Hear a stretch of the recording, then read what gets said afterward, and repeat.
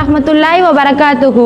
இன்று என்னுடைய தலைப்பு துஆவின் வலிமை. அன்பான சகோதர சகோதரிகளே, நாம் அன்றாடம் பயன்படுத்தும் மிக வலிமையான அதே சமயம் மிக எளிமையான ஒரு ஆயுதம் துஆ, பிரார்த்தனையாகும். அல்லாஹ் தஆலா தன்னுடைய திருக்குர்ஆனில் கூறுகிறான், என்னை நீங்கள் கூப்பிடுங்கள், உங்களுக்கு நான் பதில் அளிக்கிறேன். அல்லதீன யுஅத்தூன மா ஆதவ் வ குலூபுஹும் ருஜிலத்து அன்னஹும் இலா ரப்பிஹிம் ராஜிஊன். துஆ என்பது வெறும் வார்த்தைகள் அல்ல, அது படைக்கப்பட்ட மனிதனுக்கும் படைத்த அல்லாஹ்விற்கும் இடையில் உள்ள ஒரு நேரடி தொடர்பு.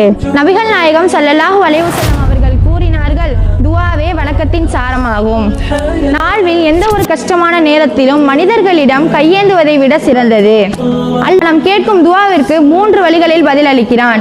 கேட்டதை உடனடியாக தருவான், அதை விட பெரிதொரு தீமையை நம்மை விட்டு அகற்றுவான், அல்லது மறுமையில் அதற்கான மகத்தான கூலியை அல்லாஹ் நமக்கு சேமித்து வைப்பான்.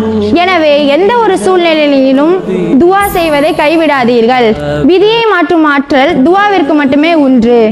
அல்லாஹ் நம்முடைய அனைத்து நவாஃபிலான துஆக்களையும் ஏற்ற அருள் புரிவானாக. ஆமீன். வாஹித் தவானாகிய அல்ஹம்துலில்லாஹி ரப்பில் ஆலமீன். அஸ்ஸலாமு அலைக்கும் வரஹ்மத்துல்லாஹி வபரகாத்துஹு.